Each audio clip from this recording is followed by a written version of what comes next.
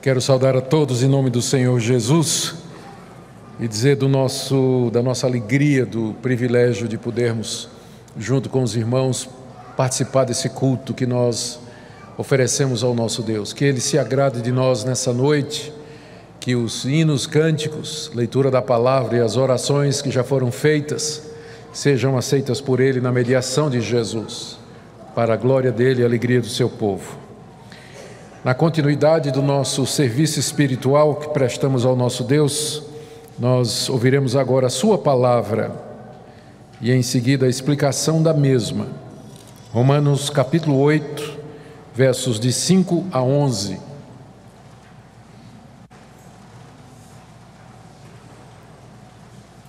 Romanos capítulo 8, versos de 5 a 11. É a nossa segunda exposição no capítulo 8 de Romanos, dentro da sequência que nós estamos fazendo nessa carta. Ouçamos a leitura. Porque os que se inclinam para a carne cogitam das coisas da carne, mas os que se inclinam para o Espírito, das coisas do Espírito. Porque o pendor da carne dá para a morte, mas do Espírito para a vida e paz. Por isso o pendor da carne é inimizade contra Deus, pois não está sujeito à lei de Deus, nem mesmo pode estar. Portanto, os que estão na carne não podem agradar a Deus. Vós, porém, não estáis na carne, mas no Espírito, se de fato o Espírito de Deus habita em vós. E se alguém não tem o Espírito de Cristo, esse tal não é dele. Se, porém, Cristo está em vós, o corpo, na verdade, está morto por causa do pecado, mas o Espírito é vida, por causa da justiça. Se habita em vós o Espírito daquele que ressuscitou a Jesus dentre os mortos, esse mesmo que ressuscitou a Cristo Jesus dentre os mortos, vivificará também o vosso corpo mortal, por meio do seu Espírito que em vós habita. Até aqui a leitura da Palavra de Deus. Vamos orar pedindo que o nosso Deus nos ilumine na compreensão da mesma. Ó Deus, toma-nos pela mão e nos fazes caminhar pela Tua Palavra. Desvenda-nos os seus mistérios, que ela possa nos instruir, corrigir, encorajar, discernir o mais íntimo do nosso coração e da nossa mente. Tu sabes a situação de todos que se encontram aqui nessa noite. Crianças, adolescentes, jovens, adultos, idosos. A todos concede da porção espiritual que vem através da Tua Palavra. Pedimos pela conversão de pecadores, edificação dos santos, alegria do Teu povo e glória para o Teu nome. Em nome de Jesus, por quem tudo isso é possível. Amém. Hoje à noite a minha mensagem será sobre a certeza da salvação e do perdão de Deus, que é o tema da passagem que nós acabamos de ler. No capítulo 7, conforme já vimos algumas mensagens passadas, o apóstolo Paulo faz uma descrição do estado do homem debaixo da lei, condenado à morte, em desespero, culminando com aquele grito que está no final do capítulo 7, miserável homem que sou, quem me livrará do corpo dessa morte? Ali Paulo está descrevendo aquilo que ele vai chamar aqui no início do capítulo 8, da lei do pecado e da morte. Ou seja, Deus baixou um decreto de que todo aquele que comete o pecado é condenado pela lei e o castigo é a morte. Essa é a lei do pecado e da morte. O capítulo 7 descreve a agonia de um homem debaixo dessa lei. Ele conhece a vontade de Deus, sabe a vontade de Deus, ele tem até prazer nas coisas de Deus. Paulo está se referindo, esse homem aqui do capítulo 7 é o judeu piedoso debaixo da lei. Ele tem prazer na lei de Deus, conhece a vontade de Deus, mas ele faz o que detesta, não faz aquilo que aprecia, comete aquilo que ele sabe que é errado e deixa de fazer aquilo que é certo. Então ele grita desesperado: quem me livrará dessa situação? E a resposta de Paulo, ainda no final do capítulo 7, é: graças a Deus por Jesus Cristo, nosso Senhor. Cristo é apresentado então ao eu de Romanos 7 como sendo a solução para aquele problema, para aquela crise em que ele está mergulhado quando ele descobre a sua condenação porque não pode obedecer a Deus. Então Paulo, no início do capítulo 8, faz duas afirmações que nós vimos na última mensagem. A primeira delas, ele diz que agora, em contraste com o capítulo 7, pois, em vista do que Cristo fez, já não há qualquer condenação para aqueles que estão em Cristo Jesus. Capítulo 7 passou, estamos no capítulo 8. E a segunda afirmação que ele faz no verso 4 do capítulo 8 é que, mediante a obra do Espírito Santo, que nos aplica os efeitos da redenção que Cristo obteve na cruz, o preceito da lei de Deus se cumpre em nós. Ele diz isso no verso 4. O preceito da lei se cumpre em nós, que não andamos segundo a carne, mas segundo o Espírito. Ou seja, as demandas da lei, toda a obediência requerida da lei, ela é cumprida em nós, não por nossos méritos ou esforços, porque o capítulo 7 já deixou claro que nós não podemos fazer isso, mas porque o Espírito de Deus atribui a nós, imputa a nós a justiça de Deus em Cristo. E, portanto, nós somos considerados justos, cumpridores da lei, e Deus nos vê não mais como condenados, não mais como pessoas que merecem o seu desprazer e a sua ira, mas Deus nos vê como justificados, como recebidos, perdoados, salvos, aceitos por Ele. O restante do capítulo 8 é uma exposição sobre essa vida nova no Espírito Santo, em contraste com a vida antiga que Paulo chama de vida na carne. E aqui no capítulo 8, o apóstolo Paulo tenta ou procura levar os seus leitores a ter plena certeza de que não há mais condenação contra eles e que eles foram recebidos por Deus. Paulo faz isso assegurando os seus leitores de que o Espírito de Deus agora habita neles e que eles agora não estão mais na carne, capítulo 7, mas eles vivem em novidade de vida, uma vida nova que Paulo chama de vida no Espírito, ou andar no Espírito, ou estar no Espírito Santo. E ele desenvolve então esse tema mostrando alguns efeitos da presença do Espírito Santo em nós. Ele fala que aqueles que estão no Espírito se inclinam para as coisas do Espírito, versos de 5 a 8, que nós veremos hoje à noite. Aqueles que têm o Espírito de Deus habitando neles, eles têm vida aqui na eternidade, versos de 9 a 11, também veremos hoje à noite. Aqueles que têm o Espírito são guiados pelo Espírito de Deus, que lhes dá direção, 14 a 15, veremos isso no próximo domingo, se Deus quiser. Ele fala do testemunho interno do Espírito Santo, que confirma com o nosso espírito que somos filhos de Deus, isso está nos versos 16 e 17. Ele fala que o Espírito nos dá esperança no meio de um mundo que geme, agoniado, debaixo do pecado e das suas consequências, versos 18 a 25. E, finalmente, que o Espírito dá assistência em oração àqueles que Deus amou e escolheu antes da fundação do mundo, versos 26 a 30. E o capítulo 8 termina com uma doxologia, termina com um hino de vitória e de exultação, em que Paulo celebra essa certeza: quem poderá nos separar do amor de Deus? É uma passagem bastante conhecida, nós chegaremos lá.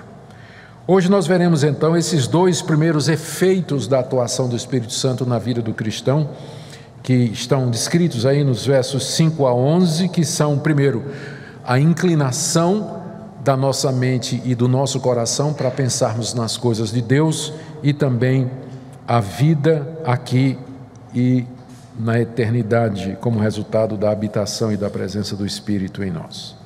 Então vamos lá para a primeira. Como é que eu sei que eu estou no Espírito? Como é que eu sei que eu não sou mais condenado? Como é que eu sei que eu fui justificado, perdoado por Deus? A resposta é: porque o Espírito Santo que habita em mim, ele me inclina para pensar e cogitar nas coisas do Espírito de Deus. Versos de 5 a 8.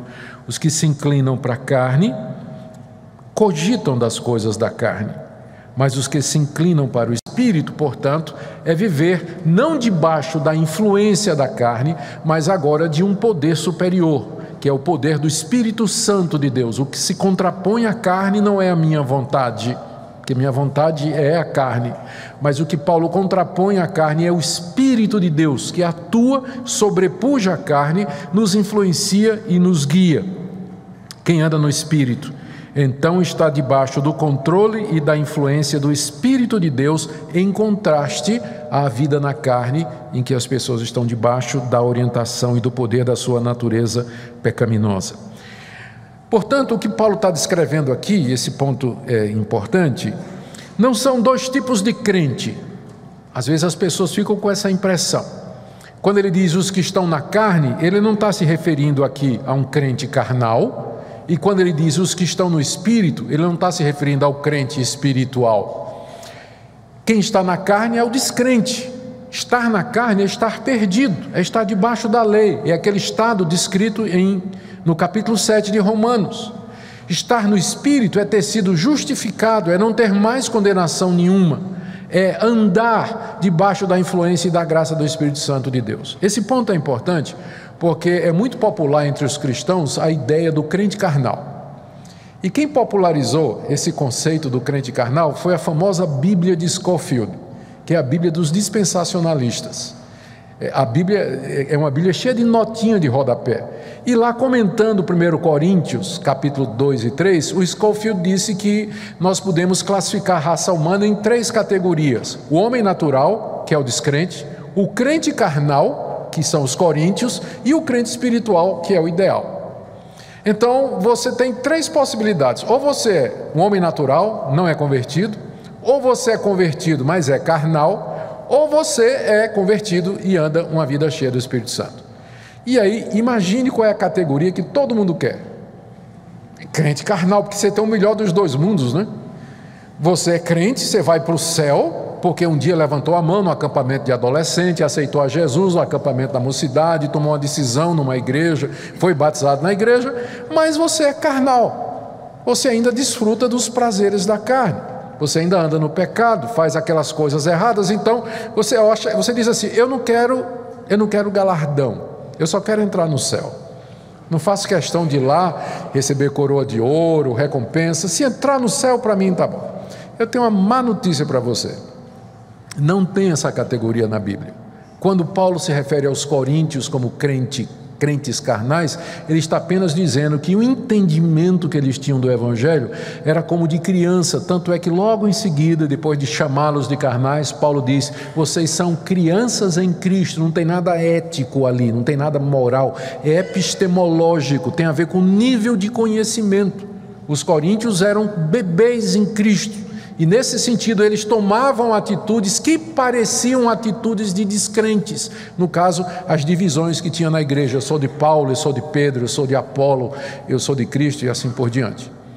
Na verdade, nós só temos 2 possibilidades: ou andamos na carne, ou estamos na carne, vivemos na carne e, portanto, condenados pela lei e castigados com a morte física e eterna, ou nós estamos no Espírito, em Cristo, perdoados, regenerados, justificados, herdeiros da vida eterna. São esses 2 estados que Paulo está comparando aqui nessa passagem. Então, naturalmente, a pergunta mais importante à luz disso é: como é que eu sei então que eu não estou mais na carne, mas no Espírito? E nós vamos ver essa resposta nos 3 versículos seguintes. Primeiro, eu sei que eu não estou mais na carne, mas no Espírito, examinando as coisas com as quais eu ocupo a minha mente. Verso 5. Os que se inclinam para a carne, são aqueles que são dominados pela carne, estão na carne. Os que se inclinam para a carne cogitam das coisas da carne. Pensam, cogitar significa focar, dar atenção. Cogitam das coisas da carne. Mas os que se inclinam para o Espírito, ou seja, aqueles que estão no Espírito, são guiados pelo Espírito Santo, eles cogitam, eles pensam nas coisas do Espírito. Ou seja, quem está na carne, inclinado pela carne, ele cogita das coisas da carne, ele pensa nas coisas da carne, a sua mente é voltada para as coisas que a carne deseja, ele tem a sua mente controlada pela sua natureza humana e pecaminosa. Em outras palavras, como é que você sabe que você está ainda na carne, ou seja, que você está perdido, que você não é regenerado e que você caminha para a perdição? A resposta é simples. O que é que ocupa o seu pensamento durante a semana? Do que é que você cogita? Em que você pensa? O que é que enche o seu coração? Netflix? Videogame? Rede social? Ver um monte de coisa da vida dos outros? Cuidar de assuntos que você sabe que não agradam a Deus? Não tenha dúvida. Se você consegue passar a semana inteira sem ter a menor vontade de ler a Bíblia, de escutar alguma coisa sobre Deus, se a semana inteira se passa e você não tem vontade de orar, de buscar a Deus, isso é indicativo de que você está na carne, porque quem está na carne se inclina para as coisas da carne, pensa nas coisas da carne, se ocupa com as coisas da carne e não com as coisas de Deus. O mesmo é verdade do outro lado. Como é que eu sei que eu estou no Espírito? Resposta: o que é que ocupa seu pensamento durante a semana? Em que é que você pensa durante a semana? Você pensa sobre Deus? Você pensa em agradá-lo? Você pensa no Senhor Jesus Cristo? Você pensa em fazer as coisas da maneira correta?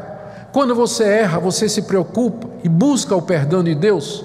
Você tem prazer em conversar com alguém sobre as coisas de Deus?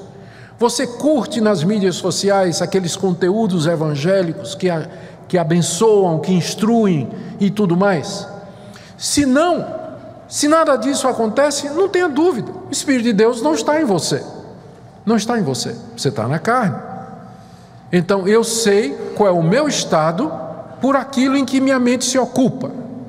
Se eu me inclino e cogito nas coisas da carne, então eu estou na carne. Se eu me inclino e cogito para as coisas do Espírito, então eu estou no Espírito.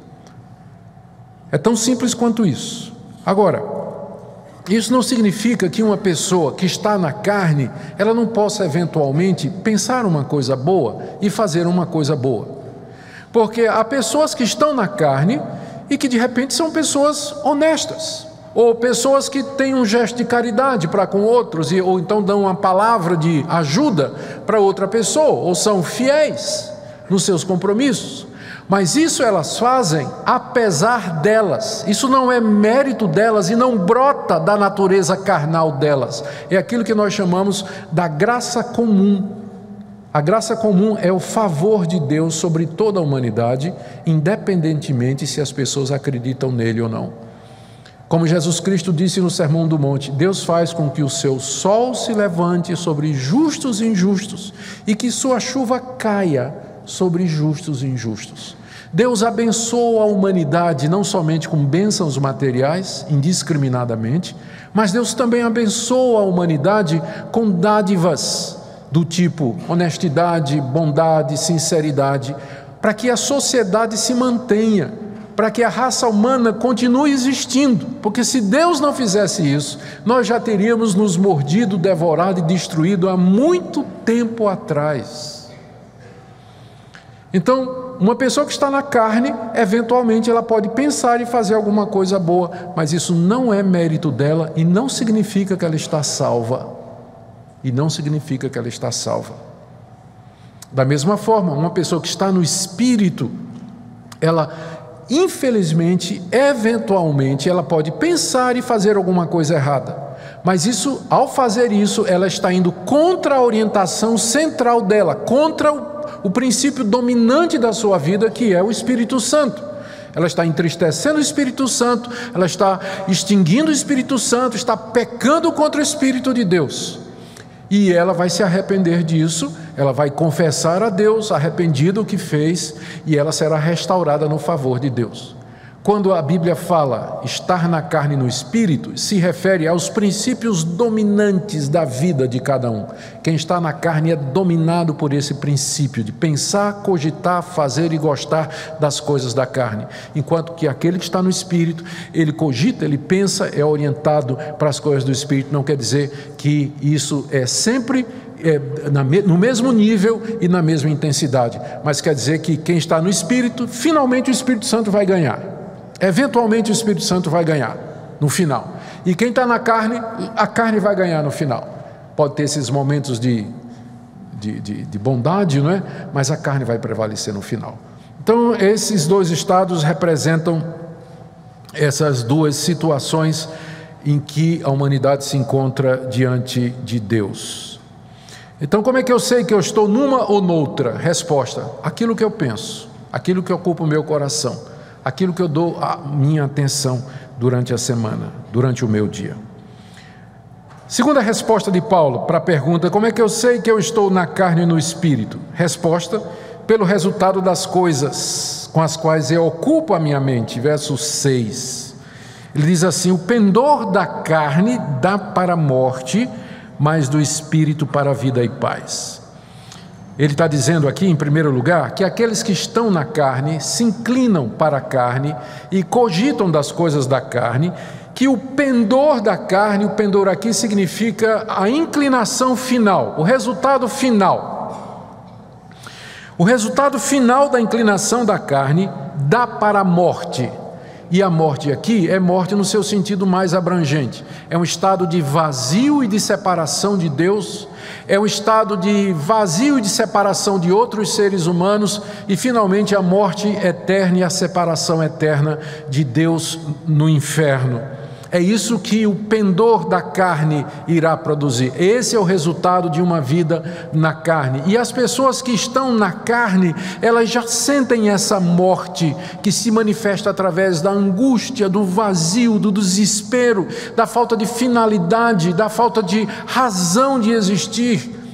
Uma insatisfação profunda, constante e insuperável que o descrente tem no seu coração e que ele tenta abafar através de, ou encher ou preencher através de coisas como prazeres provisórios, como sexo, como dinheiro, como gastar, como ter, consumir, observar, ver, ter lazer, enfim, trabalhar, ganhar dinheiro e tantas outras coisas que ele usa para disfarçar ou tentar preencher o vazio profundo do seu coração. Essa morte, ela já se sente aqui, e depois da morte física, ela se aprofunda e continua a eternidade afora. Por outro lado, Paulo diz aqui ainda no verso 6, o pendor do Espírito é vida e paz. Aqueles que estão no Espírito, andam no Espírito, se inclinam para as coisas do Espírito, o resultado é vida e paz, aqui e na eternidade. 3 coisas ele diz aqui. Primeiro, os que estão no Espírito pensam nas coisas relacionadas com a vida, aqui e agora já gozam paz, e o resultado final, o pendor do Espírito, é vida eterna e paz. Ou seja, quem aqui já tem o Espírito, anda no Espírito, é guiado pelo Espírito Santo, ele já experimenta vida espiritual, e ele já experimenta paz. Paz com Deus, paz consigo mesmo, paz com outras pessoas. Respondendo à pergunta, como é que eu sei que eu estou no Espírito ou que eu estou na carne? A resposta é pelos resultados que eles produzem. A carne produz morte, vazio, desespero, desesperança, falta de sentido, falta de entendimento das questões fundamentais da nossa vida, que nós tentamos preencher com substitutos que não têm efeito nenhum. Os que estão no Espírito, eles conhecem e experimentam aqui vida, e eles experimentam paz.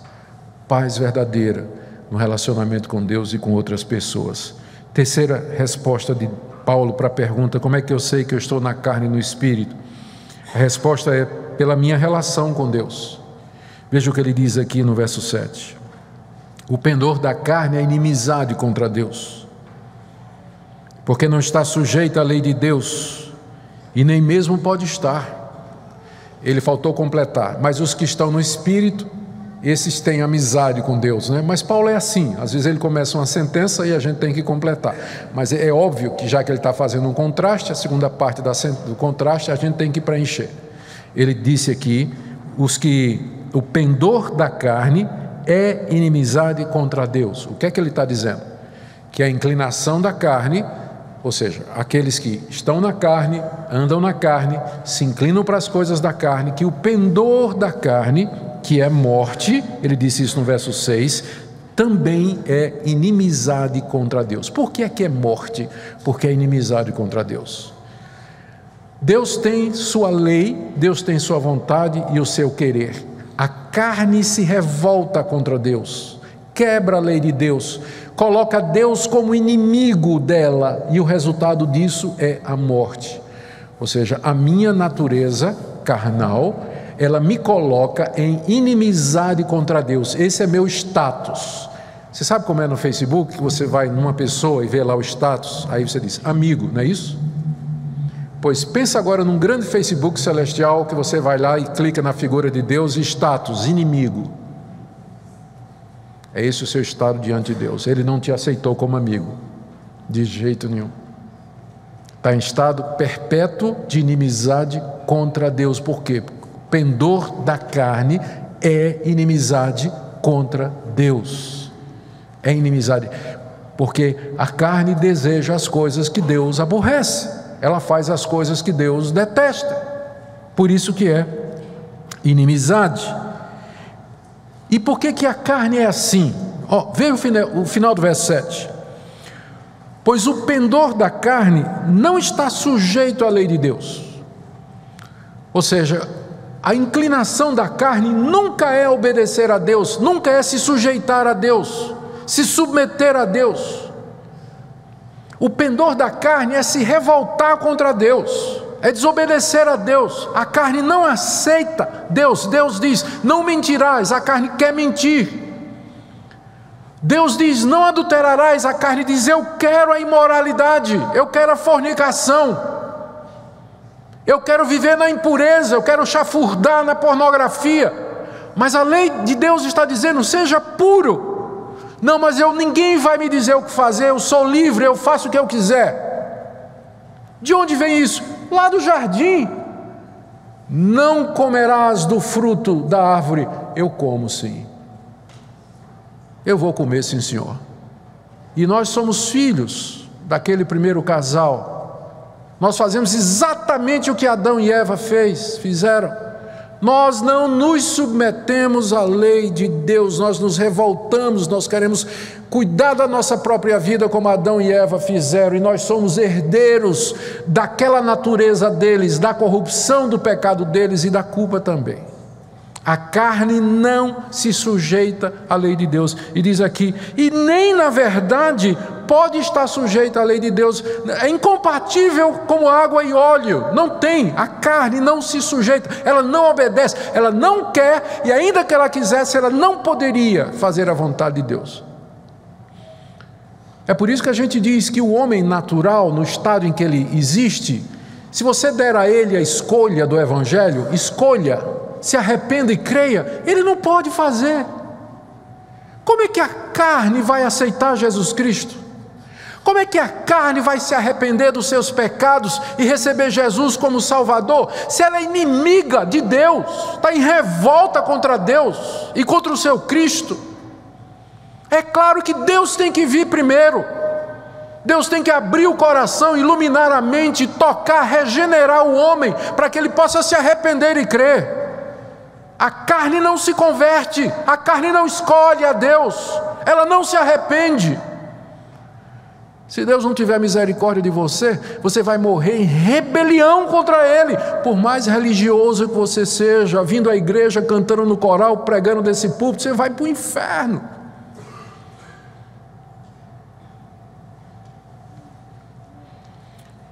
Isso mesmo, pendor da carne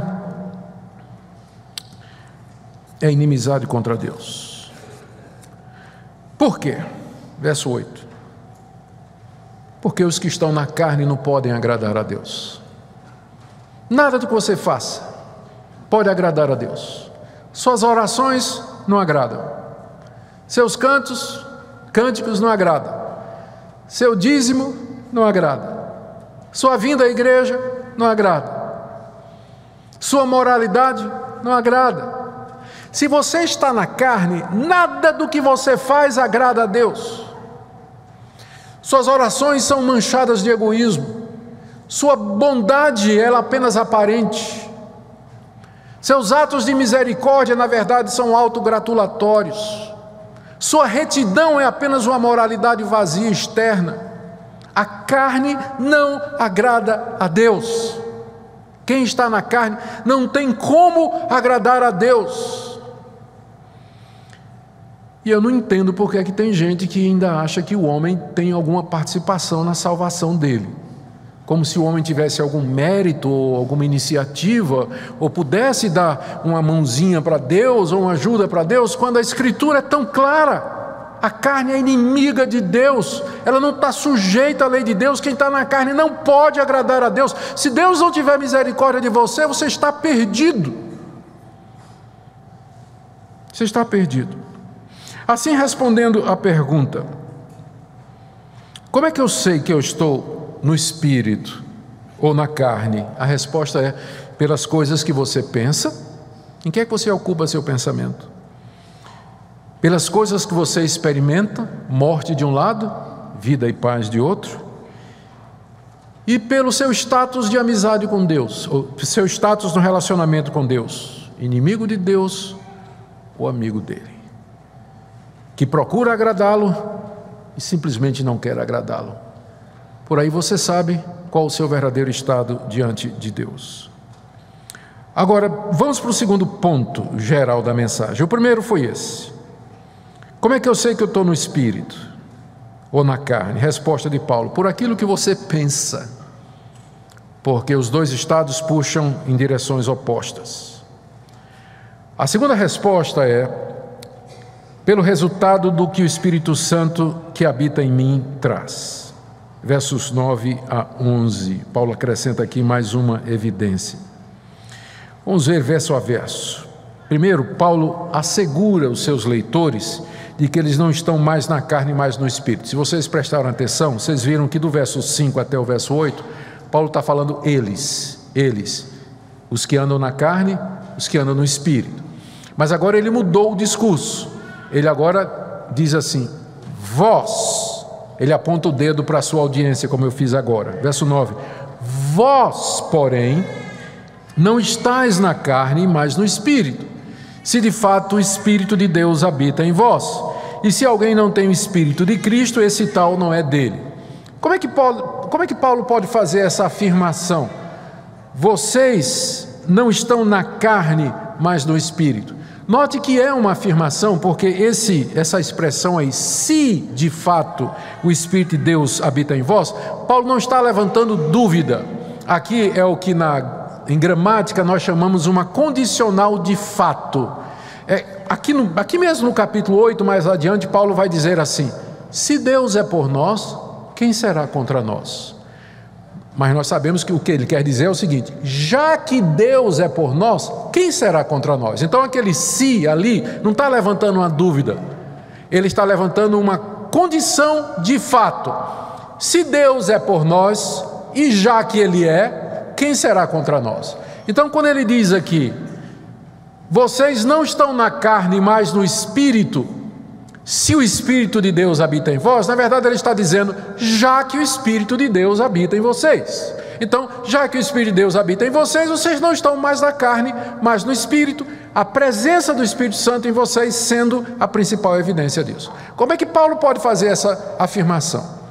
Ele pode fazer essa afirmação porque ele sabia que o Evangelho tinha sido pregado em Roma, ele sabia que aqueles judeus e gentios tinham crido e abraçado o Evangelho de todo o coração, se constituíram em igreja, e era uma igreja fervorosa, efervescente, amante de Deus e de missões, a ponto de Paulo escrever essa carta aqui com o objetivo de angariar o apoio deles para fazer o trabalho missionário na Espanha. Então eles davam todas as evidências de que de fato estavam no Espírito e não mais na carne. Por isso Paulo faz essa declaração. Ele diz, olha, eu vou descrever aqui a vida na carne e a vida no Espírito. Ele fez a descrição, nós vimos. Aí ele se vira para eles e diz, mas eu sei que vocês estão no Espírito. Eu sei que vocês estão no Espírito. E aí ele desenvolve esse conceito de que o Espírito de Deus habita neles, como evidência de que eles estão no Espírito. E aqui eu quero notar duas coisas no verso 9 com vocês. A primeira delas é que Paulo está obliquamente, indiretamente dizendo que ninguém pode ser crente se não tiver o Espírito Santo. Não é isso que ele está dizendo aqui? Se alguém não tem o Espírito de Cristo, esse tal não é dele. O que é que isso significa? Que se alguém é crente em Jesus Cristo, então ele tem o Espírito Santo. As duas coisas estão ligadas. Você não existe isso de alguém crente em Jesus Cristo que não tem o Espírito Santo, apesar de você, eu sei, já deve ter ouvido alguma pregação desse tipo. Você primeiro se arrepende, se converte e depois, numa etapa posterior, você recebe o Espírito Santo. Não tem isso na Escritura. Para ser crente, você tem que ter o Espírito Santo, porque a carne não se converte.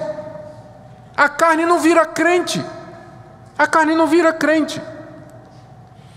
Então, se o Espírito Santo não vier, não iluminar o seu entendimento, não abrir os seus olhos, não inclinar a sua vontade, habitando em você, você não pode estar em Cristo.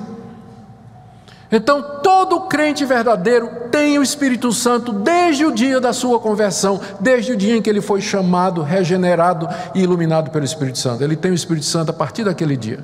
O que pode haver depois são experiências com o Espírito Santo do tipo, enchei-vos do Espírito.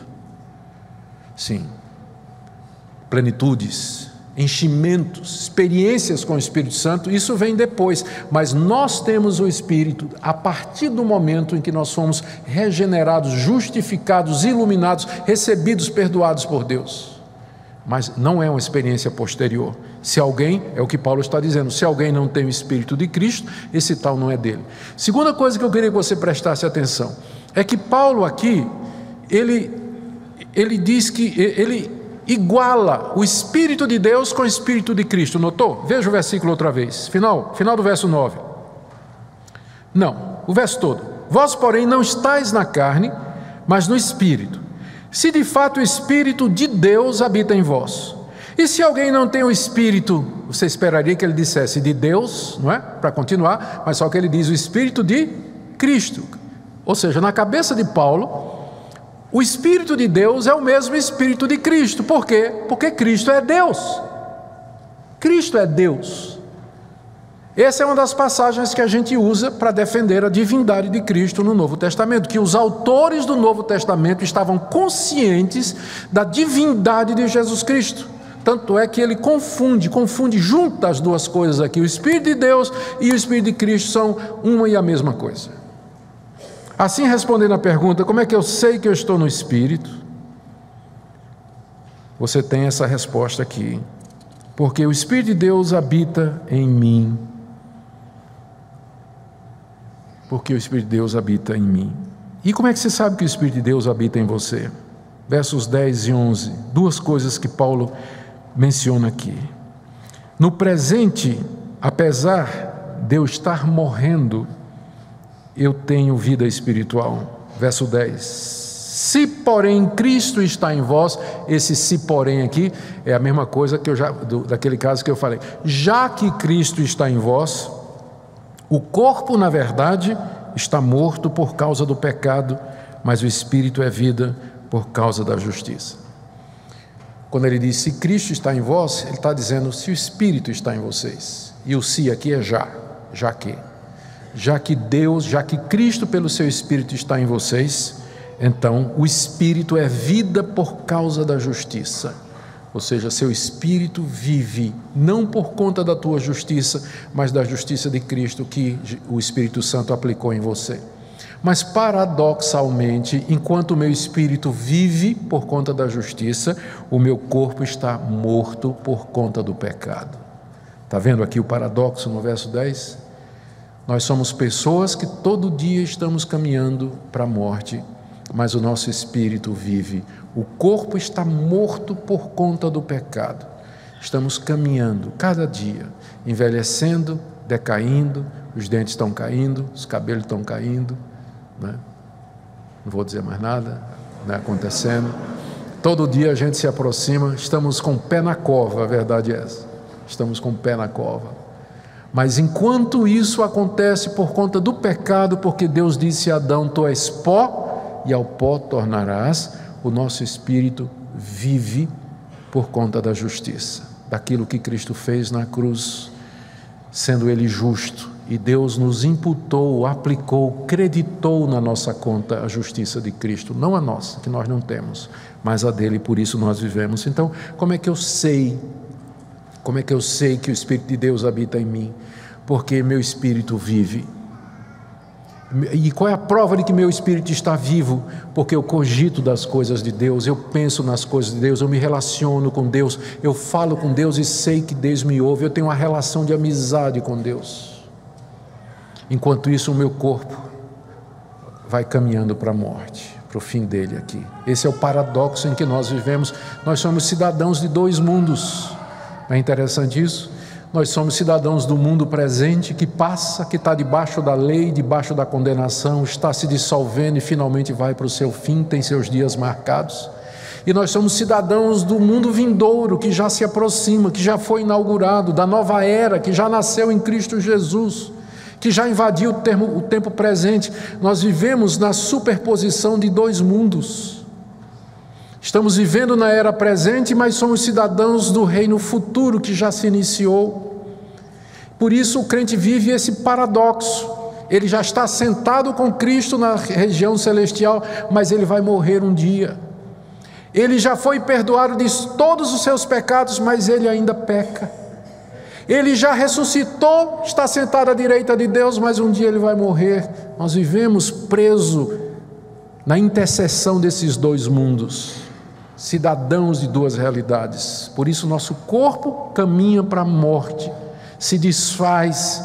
Nós sentimos o peso da carne, a tentação do diabo, o peso do mundo, mas por outro lado almejamos o reino celestial, pensamos nas coisas de Deus, ansiamos a chegada do Senhor Jesus, o novo céu e a nova terra onde habita a justiça. Eu estava escutando hoje um sermão do John Piper sobre isso. O título do sermão é Esquizofrenia Espiritual. Ele definiu esquizofrenia com base no dicionário de psicologia, dizendo que é um estado em que uma pessoa vive com duas realidades contrárias. E ele disse, é exatamente essa a situação do crente. Ele disse, quem é crente vai entender o que eu estou dizendo. O corpo está morrendo, e quando fala corpo, é o meu ser, não é? Somos uma unidade, você sente o peso da morte, me levando para a sepultura, mas o espírito está vivo, você vive com essas duas realidades. Essas duas realidades. O corpo está morto, ou caminha para a morte, mas o espírito está vivo, por meio de Cristo Jesus. E quem vai triunfar? Verso 11.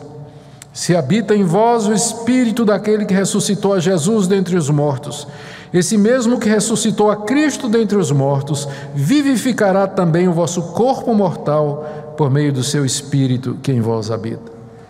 A última palavra de Paulo aqui nessa sessão é essa. Deus ressuscitou a Jesus Cristo de entre os mortos, ao terceiro dia, conforme nós lemos nos Evangelhos. Ele fez isso através do Espírito de Deus, que habitava no Senhor Jesus. Esse mesmo Espírito habita em nós aqui e agora. E Deus então, da mesma forma como ressuscitou a Jesus pelo seu Espírito, Ele haverá de um dia também de nos tirar da sepultura pelo mesmo Espírito que agora também habita em nós. O que habita em nós é o Espírito da ressurreição.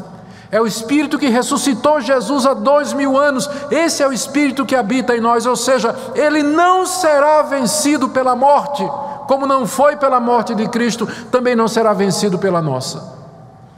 Por isso, da mesma forma que Cristo ressuscitou há 2000 anos atrás, Paulo diz aqui, esse Deus, Ele mesmo, ressuscitará. Ele fala, vivificará, dará vida ao seu corpo morto, por meio do Espírito que em vós habita agora. Eu trago dentro de mim a garantia da ressurreição. Se você é de Cristo, você tem o Espírito dele, e essa é a garantia da ressurreição, que esse Espírito que habita em você, ele não vai perder para a morte. Ele vai trazer esse corpo que pertence a ele de volta à vida, e aí o triunfo será completo. Em que é que isso me ajuda?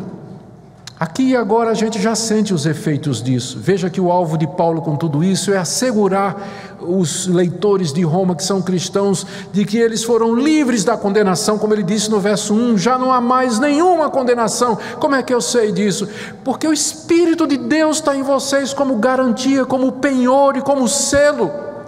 E porque Ele está em vocês, vocês pensam nas coisas de Deus, Vocês cogitam das coisas de Deus. A inclinação de vocês é para fazer as coisas de Deus. Vocês não estão no estado de inimizade contra Deus, ao contrário, vocês querem agradar a Deus e vocês aqui já experimentam vida e paz e finalmente vocês experimentarão a ressurreição dentre os mortos. É esse o argumento aqui da passagem. Eu quero terminar com algumas aplicações para nós. Primeira, isso que Paulo descreve aqui é a obra mais importante do Espírito Santo na vida do cristão. Eu não estou menosprezando dons espirituais, sonho, visão, revelação, cura, milagre. É que essas coisas são geralmente as primeiras que as pessoas pensam. Se eu tivesse anunciado, vou dar um estudo sobre o Espírito Santo. Quarta-feira vem que eu vou dar um estudo sobre o Espírito Santo. Muita gente ia chegar aqui pensando, vai falar de cura, milagre, visão, revelação, profecia, dom de línguas. Não é isso? Aí quando chega aqui eu digo, vou falar sobre certeza da salvação. Aí muita gente vai dizer, mas o que é que isso tem a ver com o Espírito Santo? Você viu o que é que tem a ver com o Espírito Santo? Essa é a principal obra do Espírito de Deus. É a principal obra do Espírito de Deus, aplicar a redenção. O Pai planejou na eternidade, o Filho encarnou, veio ao mundo, realizou a obra da redenção, e o Espírito Santo agora aplica essa obra àqueles que Deus chama. E essa aplicação consiste nisso, em transferir, acreditar na minha conta a justiça de Cristo e me assegurar disso, me passar o recibo, dizendo, está aqui, você é de Cristo, você pertence a Ele, a presença dEle me garante isso. Essa é a obra mais importante do Espírito Santo. Eu lamento muito que tanta gente crente, boa, sincera, quase não ouve esse tipo de coisa, vocês estão ouvindo nessa noite, mas quando vão falar do Espírito Santo, só vão ouvir essas outras coisas, e eles estão perdendo o que é de mais precioso e profundo no Evangelho. Não é à toa que está havendo um êxodo enorme de pessoas que vêm dessas igrejas para ouvir a teologia reformada, que é a teologia bíblica, que cansaram de ouvir essas coisas e diz, tem que ter mais, não é possível que seja só isso. Graças a Deus é bem mais do que aquilo. Esse é meu primeiro ponto. Segundo, essa certeza que nos é dada aqui, ela não é dada de maneira leviana e superficial. Veja que o apóstolo Paulo procura levar os seus leitores a ter certeza da presença do Espírito Santo através de um conjunto de raciocínios, comparações e análises do tipo, o que é que você pensa, do que é que você cogita, o que é que ocupa a sua mente e o seu pensamento, o que é que você sente com relação a Deus? A razão para isso é que o nosso coração é enganoso. Uma pessoa pode pensar que ela está em Cristo, pode pensar que ela está salva e que ela está perdoada, e ela não está. Tem até uma história engraçada que um dia o famoso evangelista Billy Graham estava num avião para, não sei para que lugar, ele viajava o mundo todo, né? Sentou no avião e ao lado dele sentou um passageiro absolutamente bêbado. Olhou para ele e disse, Billy Graham, né? Reconheceu o grande evangelista. Ele disse, foi o senhor que me converteu. Aí Billy Graham disse, foi mesmo, porque se fosse o Espírito Santo você não estava assim não. Provavelmente uma daquelas pessoas que durante uma cruzada evangelística levantou a mão, foi lá na frente, preencheu um formulário e foi mandado para uma igreja e foi lá, entrou na contabilidade, mais uma decisão por Cristo. E foi dito a ele, você está salvo porque você levantou a mão e aceitou Jesus, você agora está salvo. Eu estou salvo. Estou bêbado, mas estou salvo. Por quê? Porque um dia eu aceitei Jesus.